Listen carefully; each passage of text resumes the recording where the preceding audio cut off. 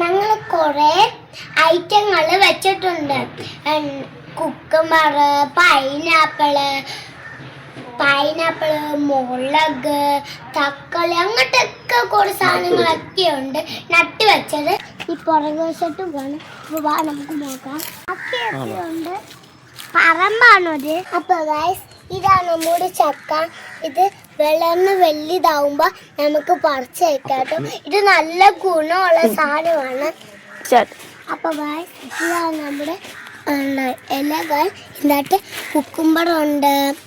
കുക്കുമ്പറുണ്ട്, ചേമ്പുണ്ട്, അതൊക്കെയുള്ള സാധനങ്ങളാണ് ഇതൊക്കെ. അപ്പം ഇത് വേറെ ചെടികളെ നമുക്ക് കാണിക്കാം. അപ്പം വാ. അവിടെ ഒരു മാവുണ്ട്.